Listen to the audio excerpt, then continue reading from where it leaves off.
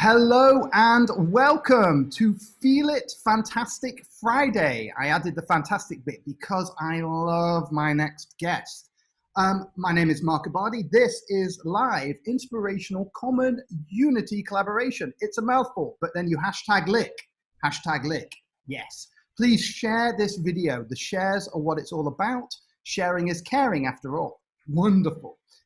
It is continuously exciting and enjoyable to host these spaces for inspirational people. I'm inspired. I breathe in the light of creation, because that is the message that comes with these brilliant, wonderful beings that share their light. Today we have the effervescent, ever youthful GuruGanesha.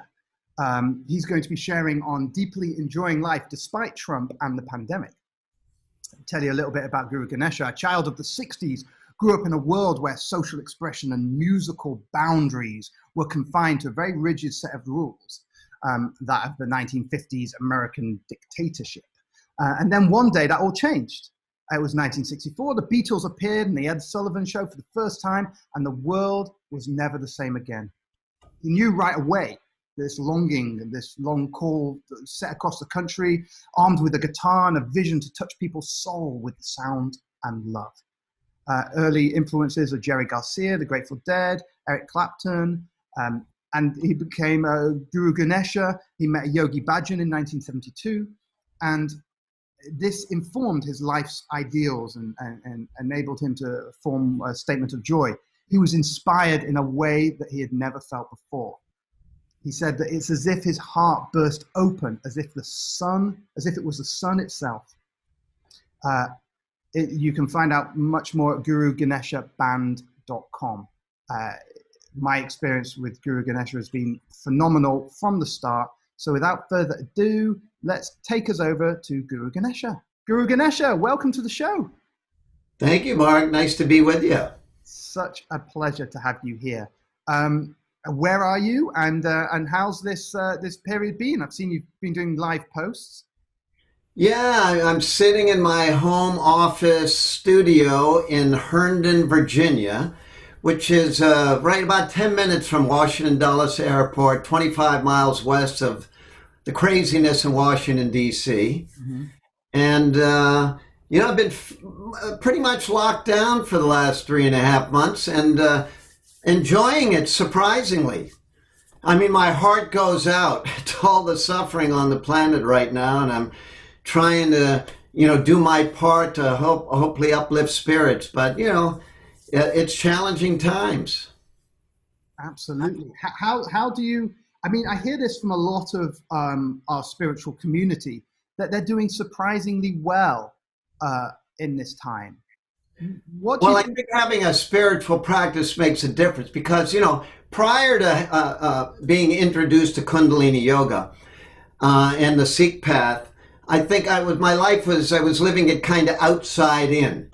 It was what's happening on the outside was kind of determining what was going on inside me, So I was on an emotional roller coaster. Of course, from 68 to 72, I had a rock and roll band, and we were an acid rock band, so we tried to live up to the name, to the genre, even during rehearsals. So I probably, from 68 to 71, 72, I took about 150 LSD trips. So I needed an alternative way to feel good. I would probably have gone the way of a lot of our fellow musicians of the time, Right. So then how you happened across Yogi Bhajan? How did you fall? You weren't a Sikh the whole time. So how did you fall into this? No, I was born, my father was Russian Jewish. My mother's Irish Catholic. And I joke, this is what happens when you mix a Jew and a Catholic, I wasn't really practicing religion at the time, except for, what did Timothy Leary say? Drop out, tune in, turn on, or what? I don't think I have the order right. That was kind of my religion. The Grateful Dead were my religion, and Jerry was my God at the time. And, but I was praying for I knew I was the voice of my soul was crying out and saying, "Hey, man, you got to find an alternative way to feel good, or you're going to die." It was just too much substance abuse. It wasn't just LSD. Right. And I started praying for guidance, and soon thereafter, my band. I had a band back then called Cat's Cradle. And I was sitting in the student union. We were playing a mixer for them. They had invited all the guys from Holy Cross and Worcester Polytech. And after sound check, I'm sitting in the student union. I had become a vegetarian. I was eating a lacto-vegetarian. I was eating a Dannon cherry yogurt. I still remember this. Somebody's walking around with flyers. And I felt literally disembodied, and the voice came out of me and said, "Hey, I'll have one of those." And they come walking over there, hand it to me. It's got Yogi Bhajan's picture. I'm looking at it, says classes as taught in Kundalini Yoga, as taught by Yogi Bhajan at the Smith Boathouse Wednesday night. And my mind said, I got to go. This, I think, is what I've been looking for. And I went, and it was the beginning. I've been on the path for 48 years. I mean, my relationship with Yogi Ji has shifted because there's been some, bad stuff that's come out of a secret side of his life that we didn't know about, where he kind of abused the trust. But I would say, hey, he was at the time I met him, he was an amazing yoga teacher, meditation teacher. I call him my original spiritual teacher. Now I've had to kind of disembrace myself from having him as a spiritual teacher because of some of the hypocrisy in his life. But in a way, I don't feel like I need an intermediary anymore. I'm going direct to source. Right. Exactly. Cut out the middleman, yeah? Cut out the middleman. Probably wouldn't have, but, I'm afraid I hold a spiritual teacher to a very high standard. Now it's an interesting point you make about that, because I've had the same experience with my teacher. There's been controversy around them, and it's interesting for us to note, like, what is a spiritual teacher? Because I mean, you've got the name Guru in your name. Well, it's funny. Yogi Ji gave me the name. And I love the name. I had no idea what a GuruGanesha was when he wrote it on the back of a napkin in 1974. But when I asked him, he called one of his staff and he said, "Narinjan, tell GuruGanesha what it means." And she said, "Remover of obstacles." Now later on, I found out that Ganesh was like the elephant-headed son of Lord Shiva in Hindu mythology. And in India, a lot of times when people start a business, he's also considered to be the god of good luck, a god of success. And, but the more I read about it, the more I dig it. I got Ganeshas all over the place. For some reason, when it's Father's Day or it's a birthday, people give me Ganeshas. So I dig them. But tell me about the guru bit of it. What is a guru? Well, the word guru just means that which guides from darkness to light. And people ask, "Are you a guru?" I said, "Well, I'm my own guru, and you're your own guru." I mean, I believe that the guru, the infinite wisdom, the wisdom of the ages, I believe lives inside each heart. Right. And it's just a question of, sometimes it's pure grace that somehow you're able to access it. I don't want to take any credit for accessing it. It's kind of the universe delivered up to me a way to access it. Yeah. And now I live my life from inside out instead of outside in. I get up in the morning and I spend hour or two, including lots of music and chanting and singing, and I get my inside right. Yeah. I've learned how to get myself to the point where I'm feeling full of joy and gratitude. And then I take that into my world of roles, relationships, and I'm finding that it seems to have a very positive impact on the outer when I bring the right inner to the outer. Right. So it's this message which keeps coming up in these interviews, is that it's the start at the microcosm first. Yes. And then that's how you change the macrocosm outside. Yeah, because, I think, in the old days, I'd get up in the morning and basically with enough time to go to work or rehearse with the band or do whatever it's done. And then I just get, it's like the waves start coming at you and you're not fully centered, you're not grounded, you're not necessarily feeling right. So you're like a leaf in the wind. Right. It's like your center of self is kind of at the front end where your eyes are. Exactly. And so, but, things have shifted and I'm not going to say 100 out of 100 days I'm able to bring the joy and the gratitude, but a high percentage of the time, I've been blessed with the technology. I love the Kundalini yoga. But, I'm also, for example, every morning my wife and I have been meditating with Panache Desai, who's got this, and I believe me, I'm not looking to put somebody else up on a pedestal, but he does a great job and it's free, 9 to 9:30 Eastern. He does this call to calm and he leads a guided meditation. It's very different than the Kundalini yoga meditations. And I love them all, but this meditation is more about just kind of surrendering and fully embracing and accepting yourself exactly the way you are. And also getting in touch with the shadow stuff and giving that a hug too. Right. So that was what I wanted to talk about, because we mentioned briefly about Yogi Bhajan and how the controversy, and then how, the guru is the revealer. And so right. Do you have to be, like, there is this concept in spirituality that, amongst the community that your teacher, your master, your guru must be this like beacon of light, like, floating along the land. Right. But I mean, can someone be your reflector of light, even if they've got their shadow side in full bloom? Like, do they need to be? Well, I mean, that's a great question. And I think the answer probably is I have to relate it to my own life, but I don't regret having become a student of Yogi Bhajan. I mean, he was, I think back to 1974, I went to this very intimate men's course. There was about 35 men there, and Yogi Ji outside at his ranch, there was no cover over us. It was bright sun. He was putting us into 2.5-hour meditations.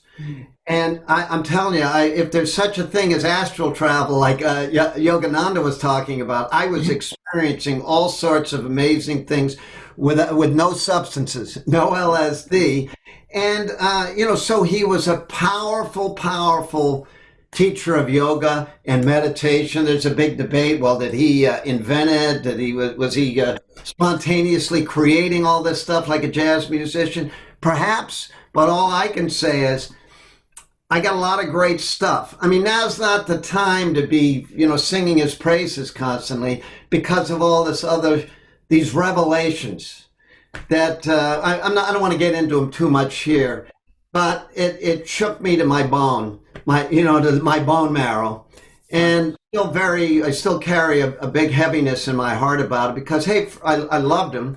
And for 48 years, I'm on stages all over the world telling stories about him. So now I get on a stage or anything and I find myself and I'm like, you know what? I don't want to sing his praises right now.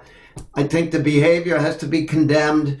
We have to support the victims of the behavior and at least listen to them, because for so many years we were just, no, that's bullshit. That's bullshit. Right. And we were just, they were getting thrown under the bus. Right. But, so now's not a time for us in the community, to me, to be singing his praises. Although there's a significant percentage of old timers like me that are just holding on like this and don't even want to listen to our daughters.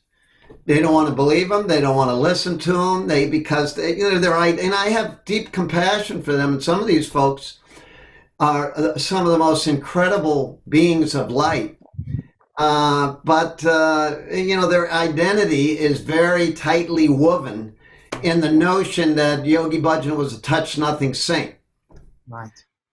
And yeah, and then when identities are challenged, it's when people find the most discomfort. I personally find that it was when I had to confront the edges of my reality of who I thought I was that the greatest growth could occur.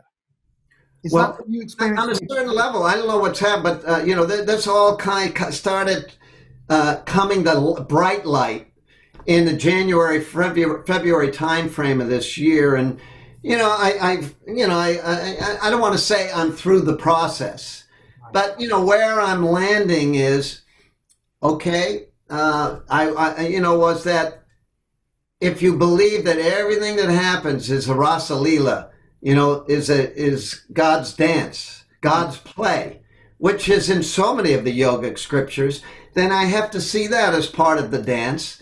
And at the time, and if you believe that there's there's divinity that prevails everywhere, then you have to ask yourself. Sorry, at a loss for words. Ask me the next question. Yeah. Still a very emotional subject for me. I appreciate you going into it with us. I think it's key because there's a notion that one has to be a certain way to be spiritual. Right. It seems that the term, the notion of being authentic. Exactly. It's funny. My son grew up in our community, and he explains that he never felt comfortable with Yogi Ji. He never felt right about how things were unfolding. Mm-hmm. Subsequently, he's gotten heavily into the reading Osho. And I know the Osho folks had their challenges and so forth, so on, but it's really helped him feel comfortable about himself. Whereas he felt like he didn't fit into the box that we were living in, because we had guiding principles and rules for everything, literally down to brushing your teeth with alum and salt. A lot of this stuff was great, but a lot of the kids felt very confined. Mm. And then, I think that, to me, on a certain level, if you're going to be preaching stuff, ideally you're practicing it. Right.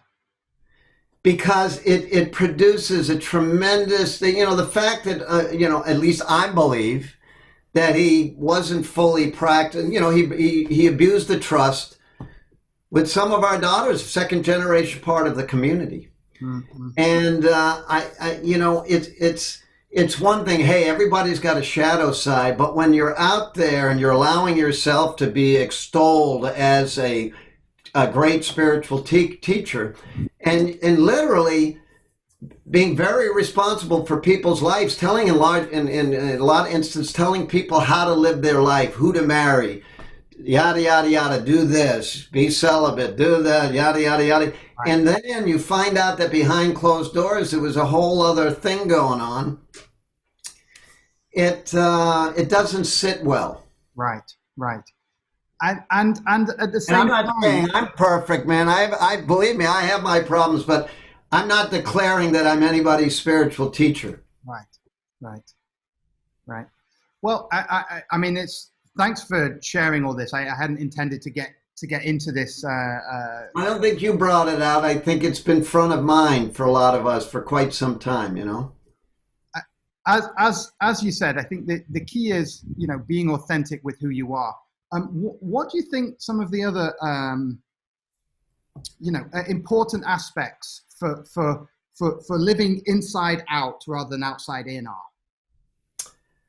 are? Well, stillness. It's funny in the Kundalini Yoga path. There's not a lot of stillness. There's always, even the meditations. There's you're using a lot of effort. But of late, I've been trying some meditations where I just focus on deeply relaxing, kind of just accepting everything for exactly the way it is, mm-hmm. and moving into a state of just stillness. Whereas Panache would say, I'm just kind of sitting and observing my breath, and not trying to do anything except just embrace, myself, and especially to feel what's inside my heart. And, because I'm feeling like if you can be radiating unconditional love in all directions, I think that's that's one of the greatest services that you can do for your human family. Right, right. Now, something that keeps coming and up. The hardest part for me right now, Mark, is yes. I'm trying to find it in my heart to be able to radiate, that love and forgiveness, that unconditional love to my own, to Yogi Ji. Right, right. Somebody who I love more than anybody else. Yeah. For so many years, for decades. I mean, that must, so it's, I mean, there must be a deep notion of needing to forgive.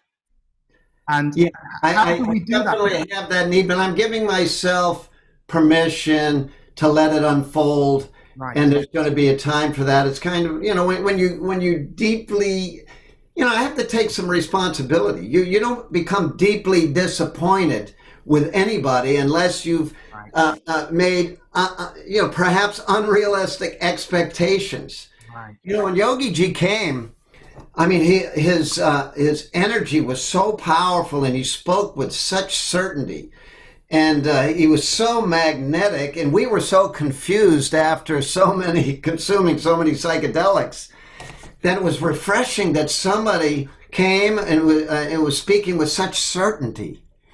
So we hitched our wagon to it, man. It's very natural, and I don't regret it. I mean, my father died when I was 17. He and I were great buddies. He made me laugh for 3-4 years. He died unexpectedly in 1968.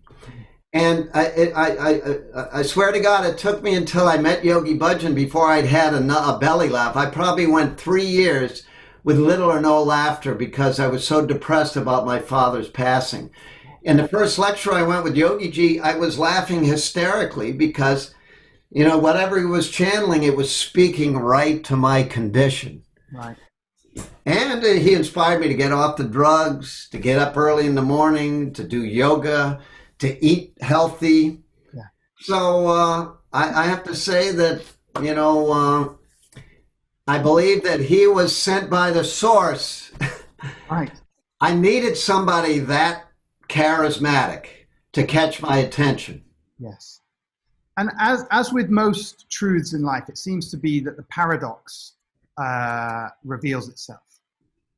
Yes. So, at the time, I didn't think there was going to be a paradox, but yeah. One of the things I've noticed amongst the people who I am drawn to is humility. Could you speak to that and how that is, especially in the Kundalini yoga community? What's with that? Well, I pray every day that I can cultivate it, because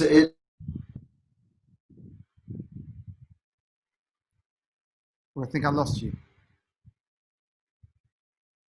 GuruGanesha. I think I lost you. Oh, no, you're there. Can you hear me? Oh, can you see me now again? Yes, you're back. Yeah, see, that hardwire thing is... hardwire. We're on wireless now. Got to be flexible. You got to be a yogi, right? Right.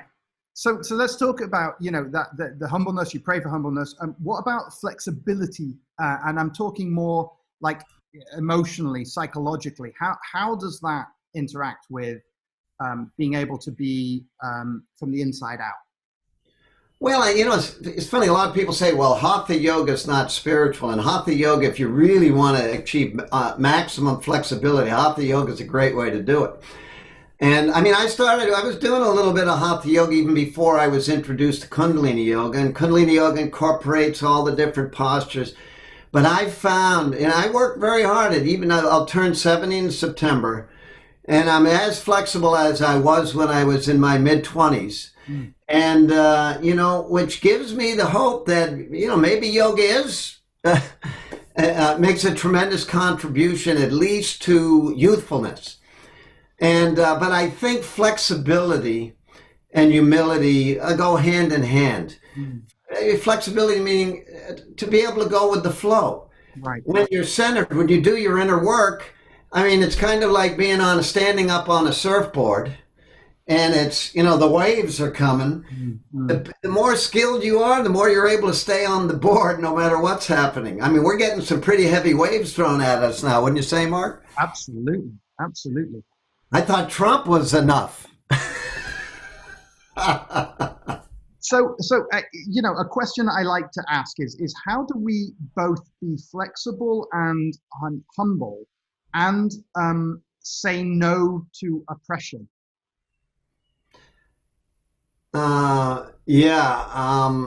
Wow. Great question. I think first and foremost, let's start with the humility. It's got to be some place that you bow your head. And I don't mean to another human being. I'm done bowing to human beings in any way, manner, or form. But that's one of the things I like about the Sikh path, is because it's just about wisdom. It's contained in these beautiful volumes called a Siddhi GuruGanesha. One of the things that's happened during the pandemic, because the Gurdwara has been shut down by and large, my wife and I fulfilled the dream we had of converting our ironing room into the Guru's room. And she has just made it, it's the room on the other side of this wall. And she's made it so beautiful in there. And whenever I get near the room, even though I take my slippers off, I go and make sure I have a head covering on. It's all about, it's part of the ritual, reverence ritual. Right. I go in, I bow my head, I bring $1. And then we've been reading a lot. And sometimes when my wife's reading, I'll sit and listen to her because she's so devotional, Mata Mandarkar. And a lot of times she'll sit when I'm reading, and that inspires me. And, whenever I see her there, it helps me to do the reading from my heart. And it's all about humility. Right. It's all about that God is the doer. And the purpose of life is to serve others. And the best kind of service requires no pats on the back. Right. It's literally, and that's what Guru Ramdas is known for. He lived about 500 years ago. Even though he was the spiritual leader to thousands, he would disguise himself at night so nobody could recognize him. Go into the parts of Amritsar that no one would go into, where the untouchables were, where people with leprosy. And he would do like our healthcare workers are doing. He would spend all night taking care of people, washing their feet, nursing them back to health. This is the guru. Now, there's an example of a real guru. And it took 7 years before somebody recognized him. So I chant my favorite mantra is Guru Guru Vahi Guru Guru Ram Das Guru, because it just takes me right there to, yes. Ram means God, Das, to serve. It's all about serving. And I'm hoping this interview today, the reason I keep saying yes to the interviews and doing live music is because I'm hoping that it can touch somebody's heart. Right. Would you like to sing a song, a chant, or whatever you want? You don't have to do too much convincing to me to pull the guitar out, right? Perfect.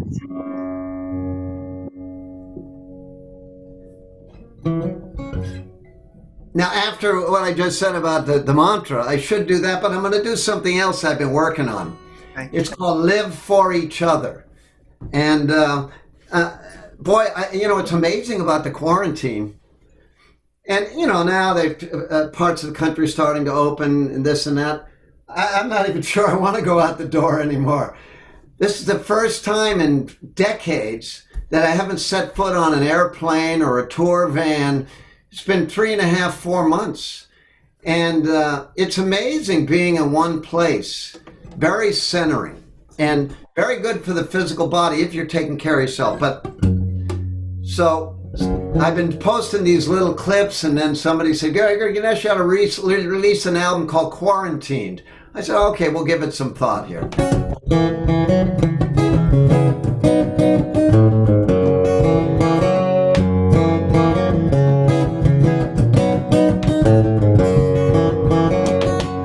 Live for each other, 'cause we is all we got.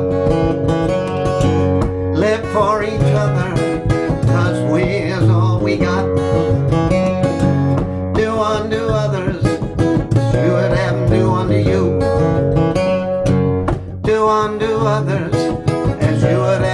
one to you. All for one, one for all. All for one, one for all. All for one, one for all. All for one, one for all. Lovely. It's like a sort of mini English mantra jingle. Yeah, and it's some mantras that I put in there, you know, Sadnam, Sadnam, Sadnam, Sad, Vahe Guru, stuff like that, you know. What I love about the music you create is it's funky and spiritual. Yeah, it's kind of, I got to be me, you know. You know, I had a glorious, for 11 years, 10 and a half, 11 years, I toured with Sonatum, and I learned how to play sweet, sensitive music, you know. Because she's, you know, she's got a voice that could, bring tears from a stone gargoyle, you know. Right. And I'd be sitting next to her every night, and there would always be a moment where it just struck a chord, and the tears would start pouring out. And, you know, every now and then she let me rock out a little bit. Right. But after 10, 11 years, it was like, GuruGanesha, go out, do your mantra rock, you know. Rock, exactly. I just needed to do it, you know. And I've been having a blast kind of playing Grateful Dead mantra music. Right.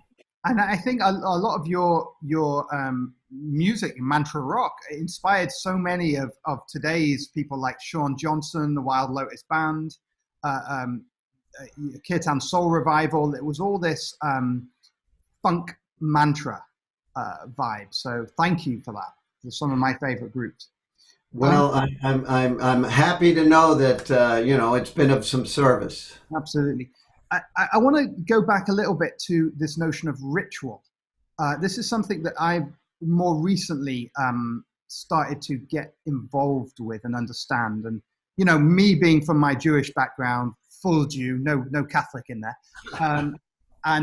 You know, most of our spiritual community seem to have some Jewishness in them somewhere. I don't know what that is. Still looking for the lost tribe, you know.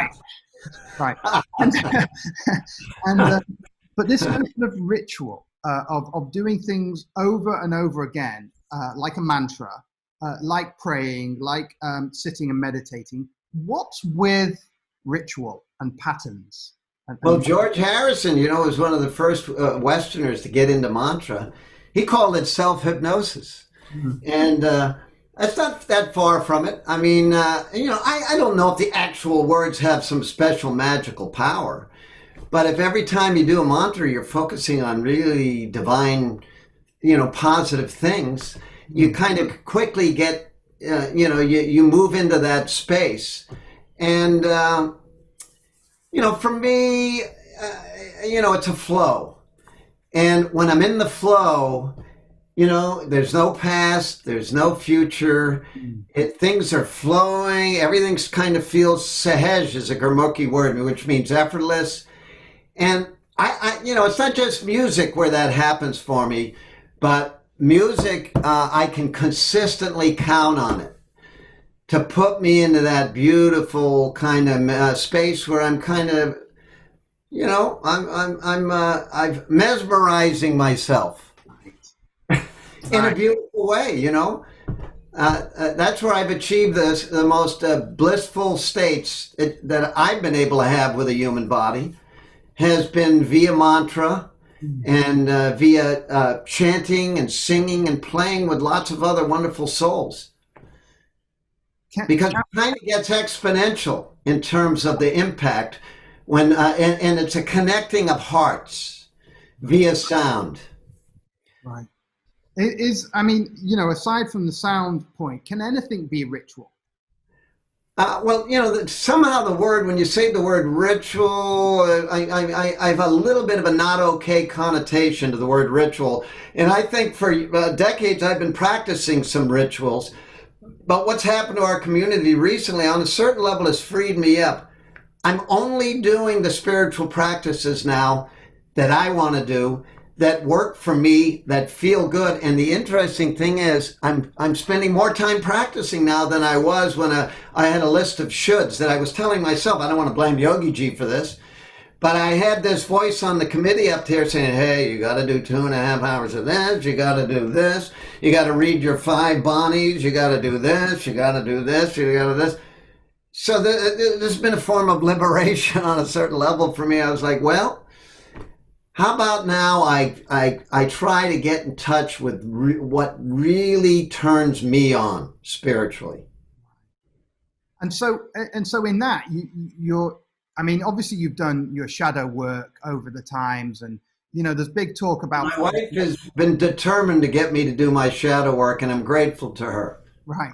And of course, there's this notion of now almost society is looking at the shadow, the unspoken about endemic racism and all those things, the hidden. How important is it to go towards the things that make you feel uncomfortable so that you can own them and face them and accept them versus do what makes you feel good? I used to think it was the wrong path to go. Now I'm feeling like it's the right path to go. And realizing, for example, that we all have our biases, you know, and yeah, I grew up in Natick, Mass as kind of a privileged white person. And even though I, you know, on a certain level, I always like to think of myself as just seeing God in every heart, seeing the oneness in everything. And you know, I look back, and I was you know, I was part of the civil rights movement even as a boy.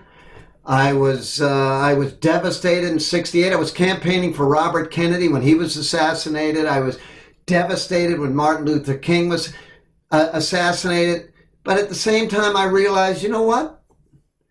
I've got my shit too. You know, and I think that no child is born hating or being a bigot. I think that's learned behavior. And I think I learned some of it from the culture. Right. I learned some of it from my parents were very loving. They were in show business, so they were very all embracing. But, you know, they had some stuff. Every now and then a comment would come out that felt funny. And I felt funny that it was coming out of my father or mother's mouth. And, you know, so you see, so I think this movement is really shining the light. And I think we all have to be committed to doing the inner work. Right. So that we can truly achieve that seeing God in all. You know, if you can't see God in all, you can't see God at all. Right. And so then how important is compassion in this?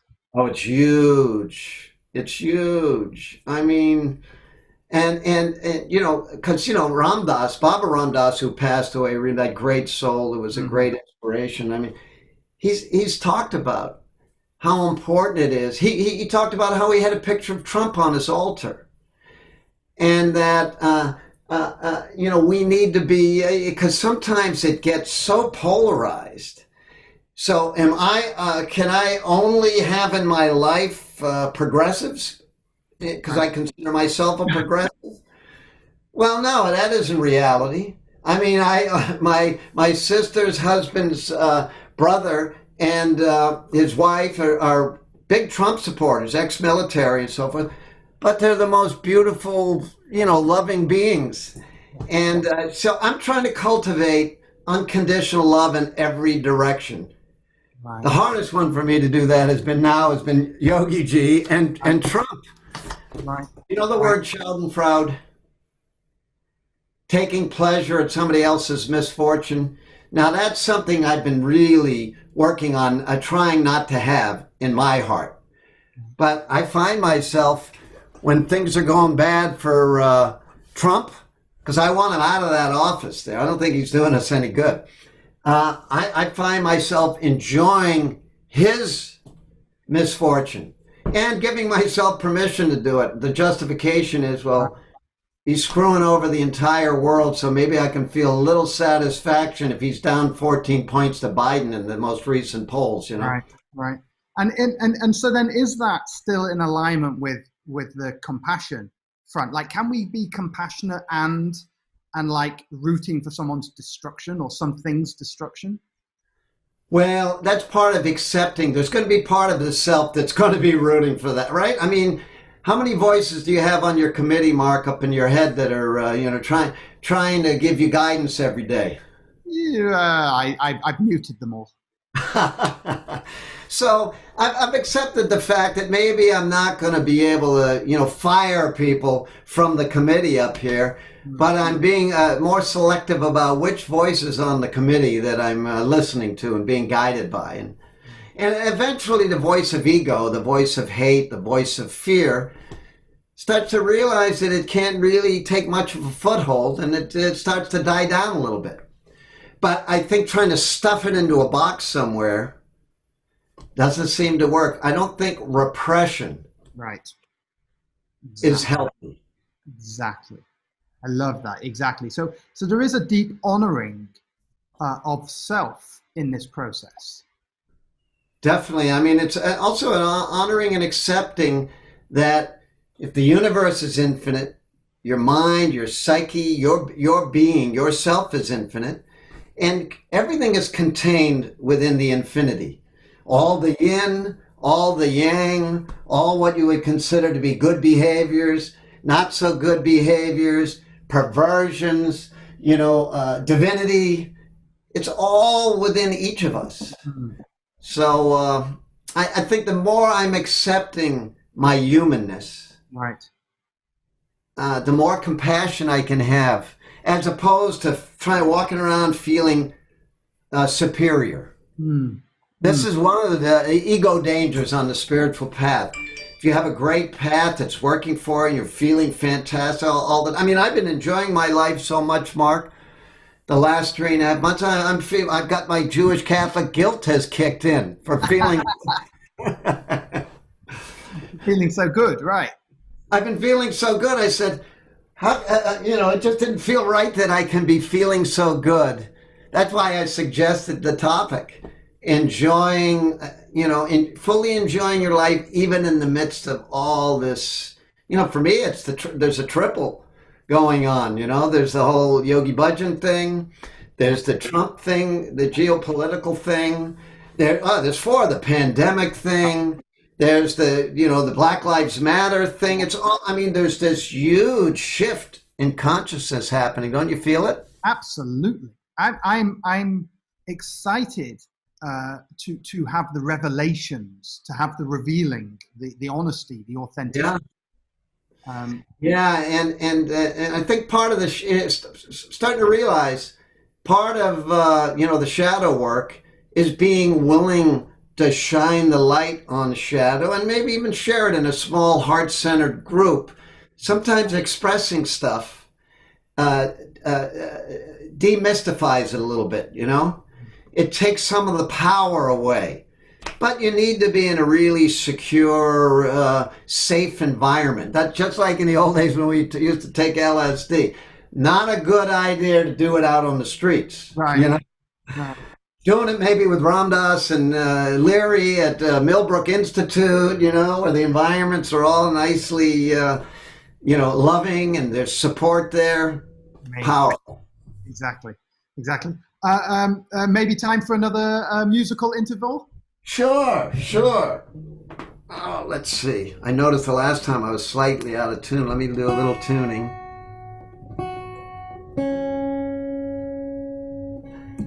How about I do a little bit of that Guru Ram Dass chant now? Absolutely.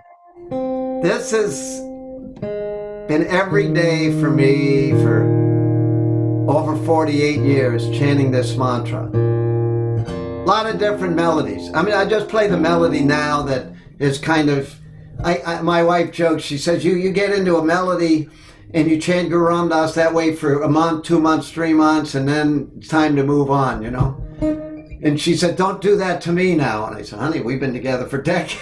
Right.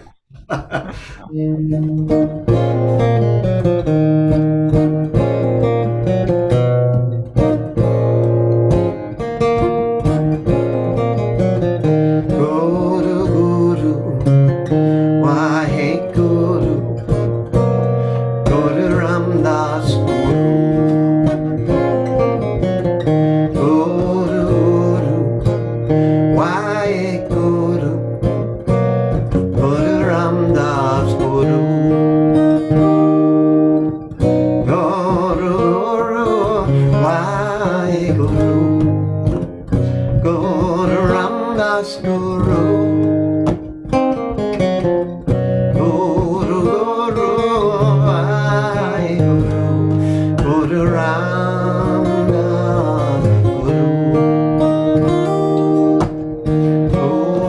Guru, Vai Guru, Guru Ram Das Guru, Guru, Vai Guru, Guru Ram Das Guru, Guru, Guru, Vai Guru, Guru Ram Das Guru, Guru, Guru, Vai Guru, Guru Ram Das Guru, Guru Ram Das Guru.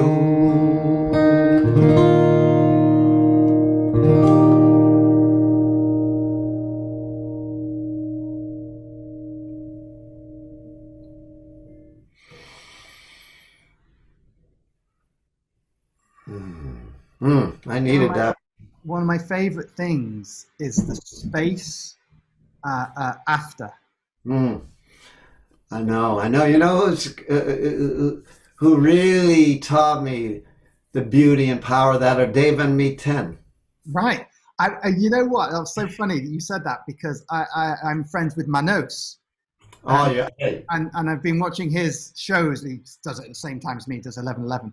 But there was one show he did, he sang a mantra, and then he just sat on his live stream, totally silent, in the silence for must have been 12, 15 minutes. Oh, Manos, the living Krishna. Oh, what a gem. Yeah. So there's got to be a God. You know, you spend some time with Manos, you're like, there's got to be a God. To created a man like this. Yeah, what a being of light. Yes, the space. What's going on there? Like, what is the magic that, like, you know, I mean, I produced Bhakti Fest, and then, you know, there's Satnam Fest, and a lot of this is, you know, mantras and devotional music. And then there is this something magical about the space after. What is happening in space that's so full? Great question. Well, I can just speak to what happens inside me. Of course. And it doesn't happen with every mantra. And so the ones that it doesn't happen, I don't do very often. But when I chant to Guru Ram Das, I feel heart energy activating. It's kind of like takes me from the head games and moves me down. Hey, Krishnadas used to talk about, you know, what does chanting do? If it's really working, and if the transmitter is really here, it helps everybody else bypass. It bypasses the intellect and opens up the heart.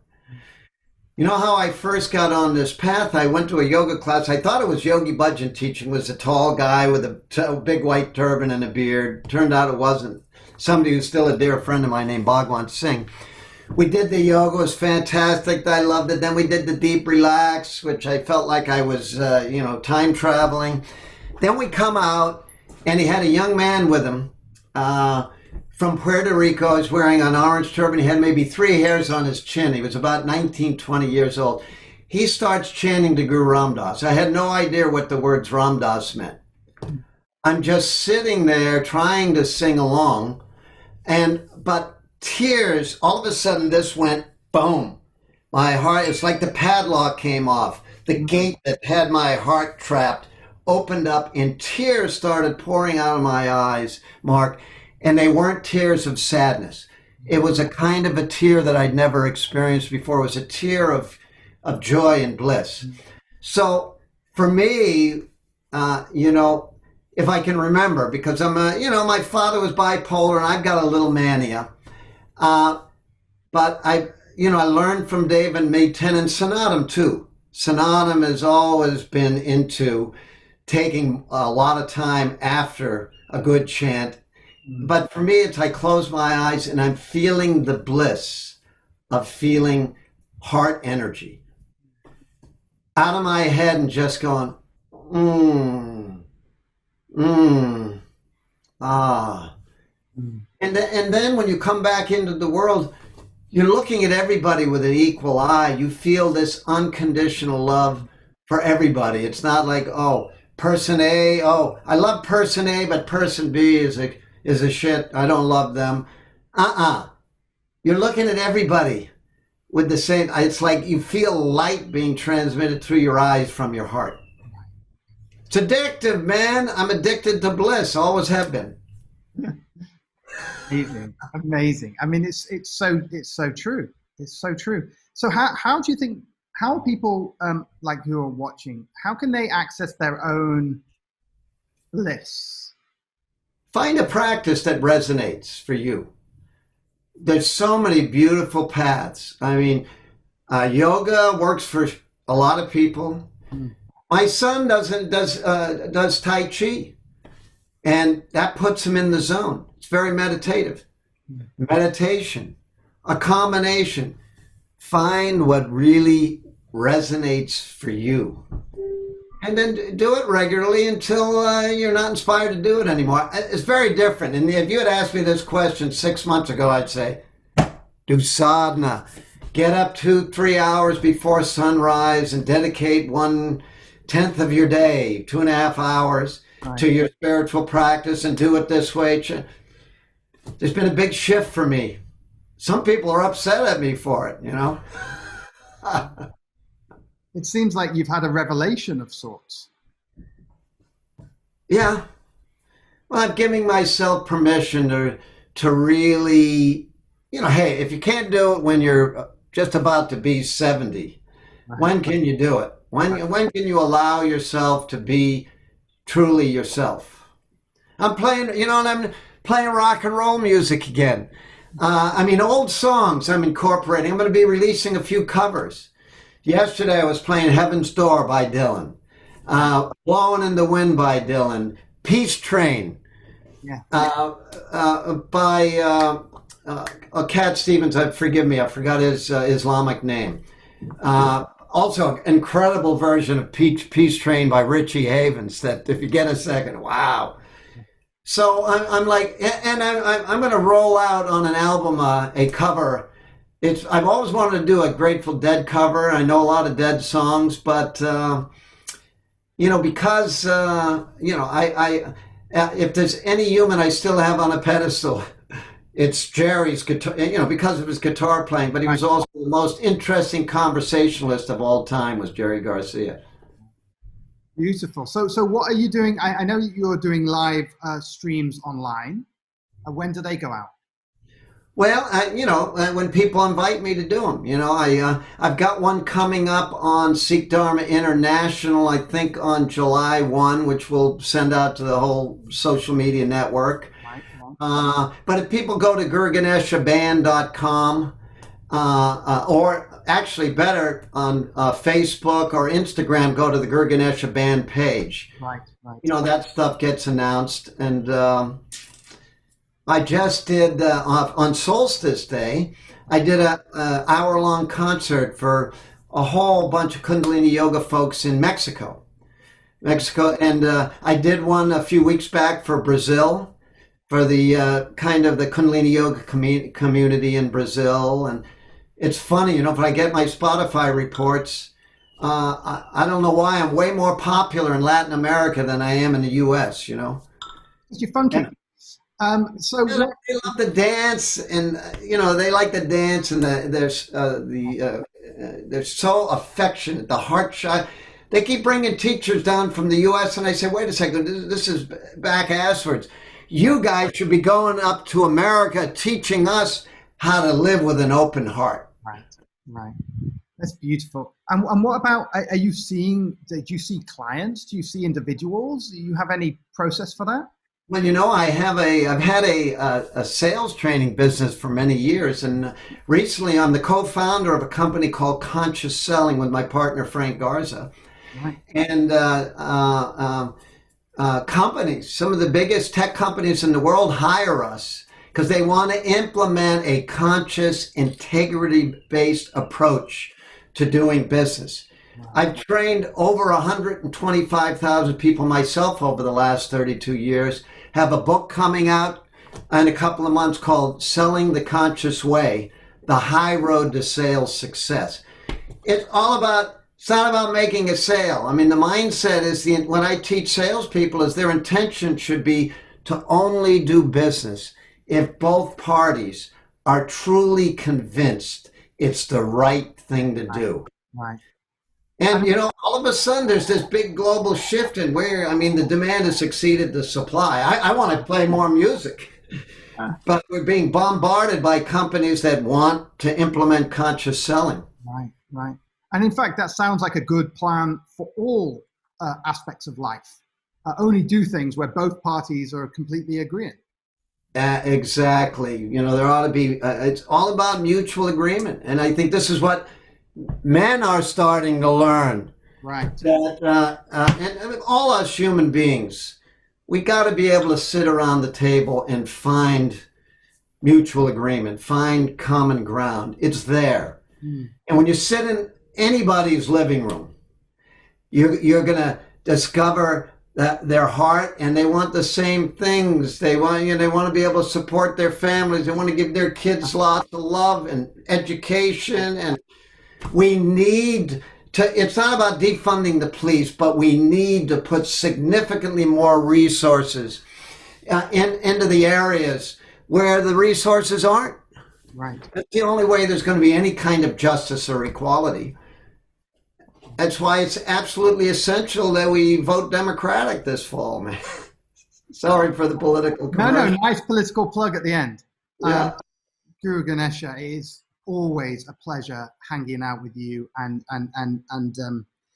being humble to your wisdom, the wisdom that you've accumulated, and the humble beauty with which you share. Mm. Thank you so much. What an honor to be with you, man. Love you very much. Thanks so much. It's such a pleasure having you here. Thank you. I'll just wrap up the show. Hang there. I'll come back to you afterwards. Wow, what a show. Thank you to my guest, GuruGanesha. It just goes to show that we can give ourselves completely to a path. And inside that dedication to the path, we reveal to ourselves how it's really about, there's a stillness inside where we can rejoin with our center of gravity. My first teacher used to say, realign your center of gravity from here to back into the self. And when we do that, we gain a freedom from the influence of the outside world constantly blowing us, as GuruGanesha says, like a leaf in the wind. Instead, we become this beacon, a center of self. And from that location is where real choices can be made. And of course, remaining flexible. Even though you might have dedicated yourself to a particular path, and having ritual practice enables a pattern to be realized of humbleness that gives you a center, an unwaverable center of self, not in the ego belief system like, oh, I believe this about people, I believe this about women or Jews or whatever. Instead of that ego belief, the center where there is that compassionate alignment of self can be remembered, can be reactivated. And of course, the more flexible we are, like a large tree in the wind. Trees are flexible. That's how they survive big winds. And if we can be like nature, where we know ourselves from the inside and allow the flexibility to occur, it seems that that's where the true wisdom can be channeled from, the true divine grace. Again, we're back to grace. It's all grace. So create a ritual practice, and it doesn't really matter what it is. Find what fits for you. Find what resonates deeply with you. It could be music, it could be meditation, it could be yoga, it could be baking. It doesn't matter. Find what fits with you and create a practice where you are in devotion. You're not in devotion to anyone or anything or this idea of a God. Be just in devotion to the universe. Be in devotion to the ultimate divine that is unlabelable. It's just kind of like, it's too big to consider a label to. Just be in devotion and be flexible. It seems that's where all the magic happens. Oh, so grateful. Thank you to my guest, GuruGanesha. I have a book, Book Evolve, bookevolve.com. Check it out, bookevolve.com. Book Evolve. Evolve, the book. Okay, so have a wonderful weekend. Thank you so much. Please share. Yeah, there you go. Share the video. That's where it's all important. And thank you to all our comments and to all our watchers. Hi, Missy. So much love. Thank you so much.